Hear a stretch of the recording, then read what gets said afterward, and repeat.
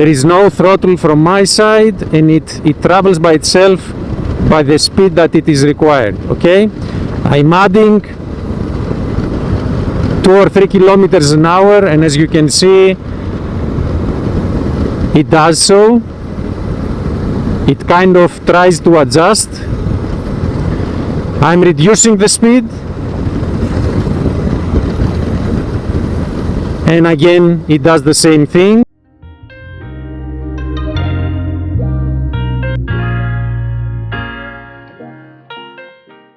Hi, I'm Dr Vstrom, and today's upgrade fixes one of the 2 main known weaknesses of Vstrom800s, namely that one of a missing cruise control that its larger brother, the 1050, includes from the factory.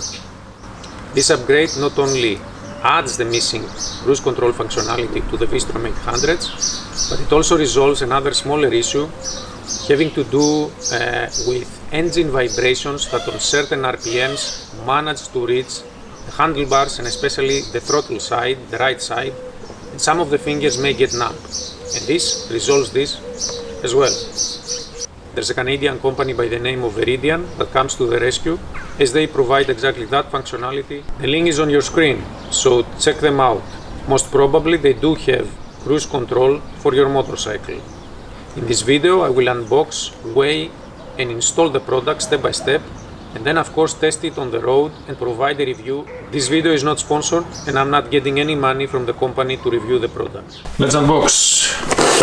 Opening, I can see the instructions, manual, a wiring diagram, the control module for Suzuki 800, triple switch that you will put on your handlebars, some stickers, quite a few zip ties, a good quality wire tap. In this case, for the Veridian cruise control and all the installation parts, as you can see, it's approximately 180 grams that we will be introducing as additional weight to my Vstrom800 for the installation. To install the cruise control, first refer to my Vstrom800 plastics and fuel tank removal video up here. 6-pin switch for throttle sensor, 13-pin for start, stop and brake switch, and this is the guy that we will tap into. Pass this switch, this cable from the cruise control through here. I don't have space to pass the switch, so I will remove these bolts, hex of size 5. We will need to remove these 2 bolts now so that this metal bracket can be lifted a bit. The hex or Allen's of size 5.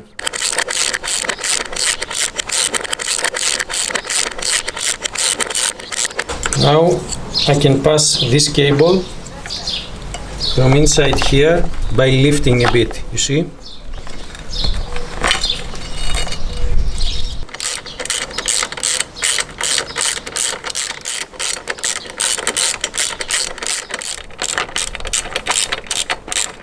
So you need to push it inside, and the other one is over here. Clip this here, because this is where it goes into this connector. And why did I do this? So that I can have an idea of how much slack of this cable I can have, so I can attach and install the cruise control unit in front.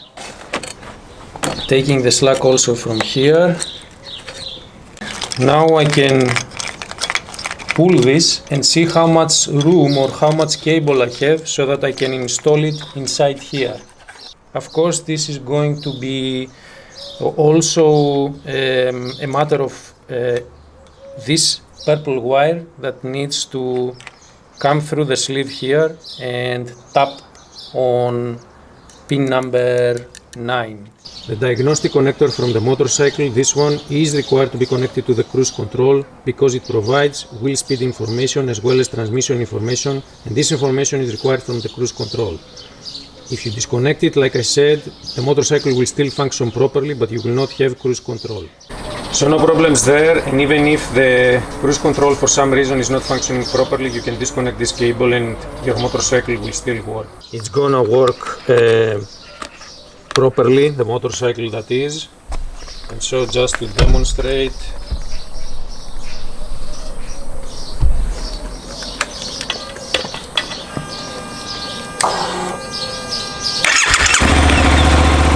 secure this controlling unit inside here.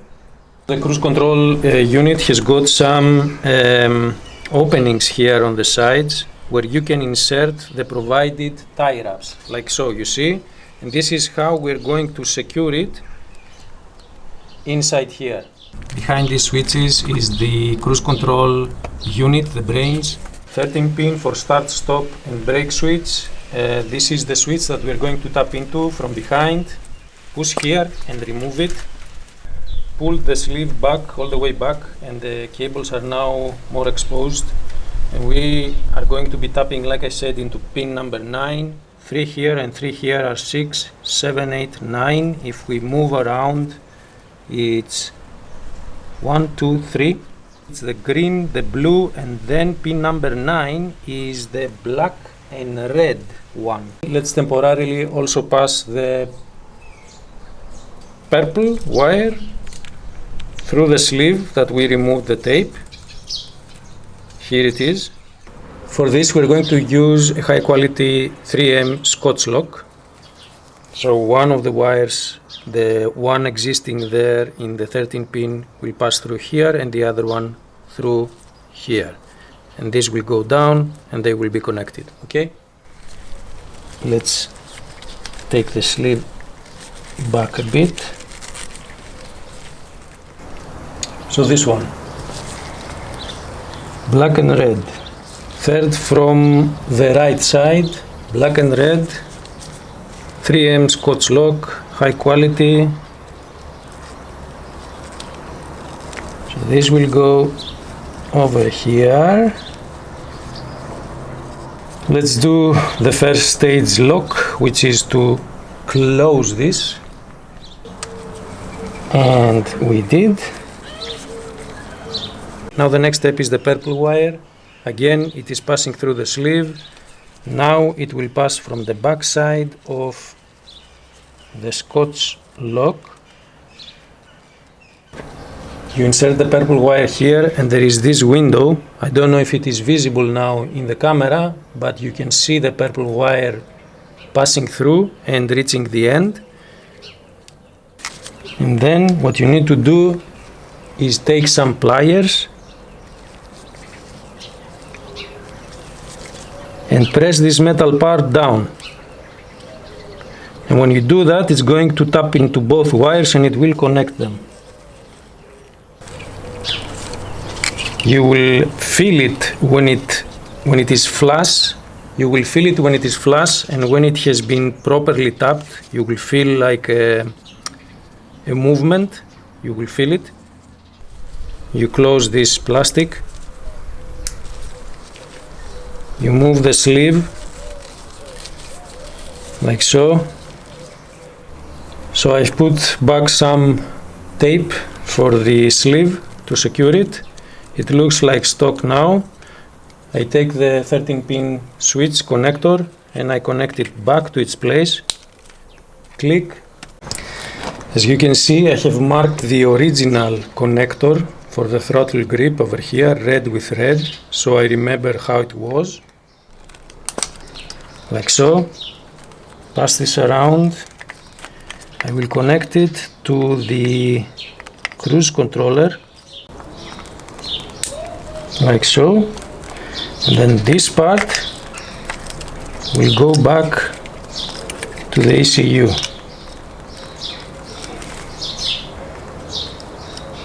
Here. This switch is from the bike, this is from the bike, this is the one that we tapped in. If you remember, the purple wire and the red and black wire. This is the one from the throttle that we changed, and this one as well. So this is my setup, and there's another cable that runs along here. It passes through here and it runs along over here. Again, green tie wrap, it passes through this side, this tie wrap, and it reaches over here. And this is, like you saw from the dealer mode switch, we removed the switch and we attached it over here to the cable from the cruise control, which is tucked here. Next is the turn of connecting the handlebar switch for the cruise control, and this is the connector that I left in this position. I will try to connect the cruise control switch over here in this position. I will first open this multifunctional switch. There are two screws, one here and one over here. So take your Phillips screwdriver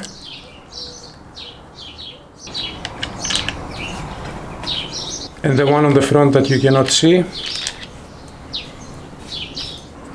like so. This is the Vstrom800 RE, not the DE, and the handlebars are a bit different.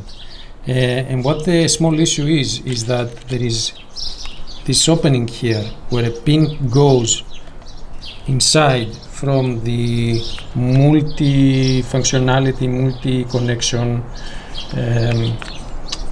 part, and so there is no way that this can be installed from this side of the mirror because it covers the opening. We will have to install it from this side. So remember that for the Vstrom800 RE, probably this is the side to install if you want it on the left side. This pin has to go inside here, and that's why we cannot install the cruise control switch from this side, but we have to install it from this side. Like I said, there is not enough space here. This is a Vstrom800 RE, so if you've got one, you can either install it here or on the other side. Be careful when you install it of this switch of the motorcycle down here. Be careful of that. Do not damage it. You need a hex or an Allen key of size 3. The bolt is from the bottom. You tight it and you're good to go. Let me show you how I decided the angle of this switch. So I took a piece of paper like this, and the straight line, I made sure that they are on the same horizontal level, the mode button and the middle button from the switch. This is the cable from the cruise control switch. I passed it through the metal bracket over here, and here there was this rubber connector, this rubber wrap, let's say. You just pass the circular part like this and it secures them. So I have routed the cruise control triple button switch cables here. These are the connectors, and because it's on the front over here, I will protect it with a heat shrinking sleeve, this black one, which I have inserted already, so that it is protected from the elements. Okay, so I will connect it. This there is an edge here, if you can see this one, it goes on the top over here. So now I will bring the heat shrinking sleeve where I want it, and with hot air I'm going to shrink it.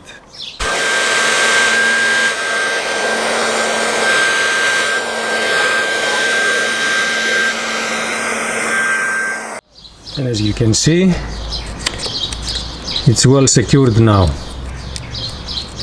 Everything is secured, but we will check once more before the installation of the fuel tank. Do not put the fuel tank plastics back, just secure the fuel tank and go for a ride and test if everything is functioning as is supposed to be, and only then put the plastics back. Once everything checks out and everything is functioning as it is supposed to be, you can go ahead and put back the rest of the plastics, and there's a video up here demonstrating exactly that, plus how to properly install the fuel tank itself. The next step is to test the cruise control. The bottom button engages the cruise control if you press once. The top, the plus button, increases your speed by approximately 3 or 4 kilometers, and this step can be programmed. The middle button disengages completely. So I pressed and disengage, you saw. If I press the engage button again, it will resume, you see, it resumes again in the last speed. But as you can see, it goes by itself. There is no throttle from my side, and it travels by itself by the speed that it is required, okay? I'm adding 2 or 3 kilometers an hour, and as you can see, it does so. It kind of tries to adjust. I'm reducing the speed, and again it does the same thing. I will now show you the cruise control on highway conditions. It's the main reason that this is so useful. I mean, the first reason is to respect the speed limits on very strict areas, and so the cruise control will maintain the speed as it is supposed to be. But here on the highway, let me show you what it does. The triple button switch, the bottom switch, engages the cruise control. So if I press it, it will maintain the speed. You see, I let my hand go from the throttle. It maintains the speed that I last had on the motorcycle. You see?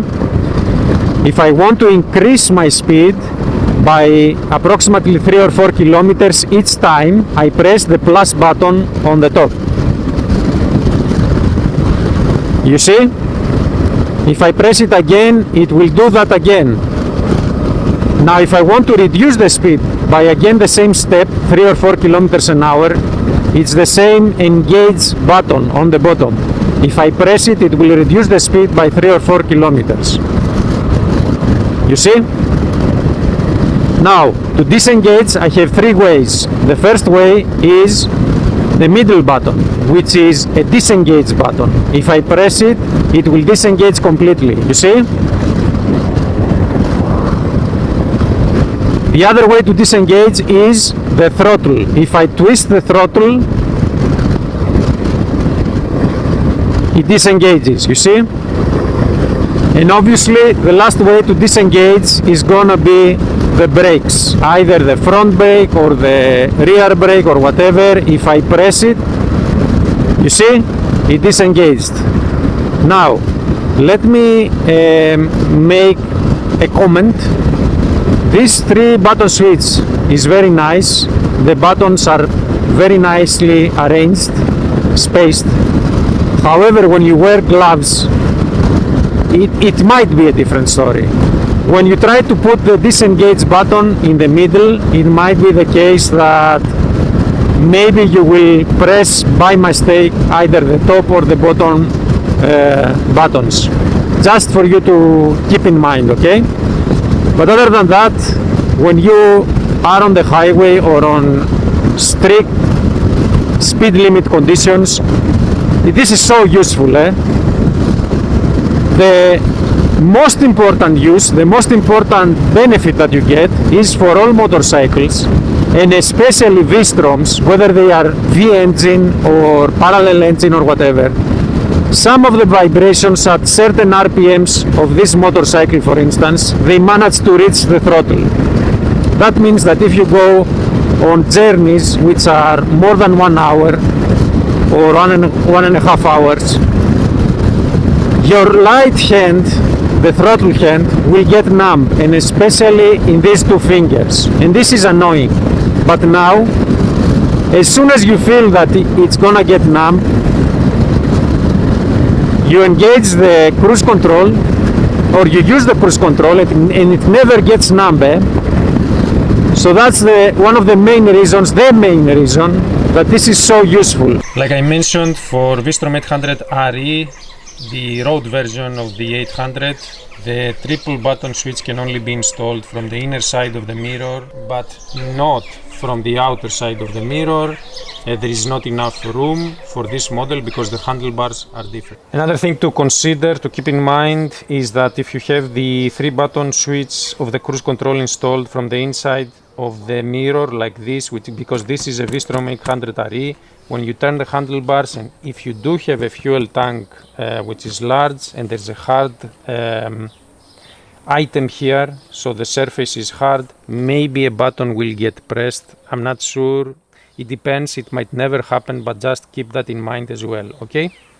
And that's of course only for when you are stationary and you turn like the handlebars to the whole range.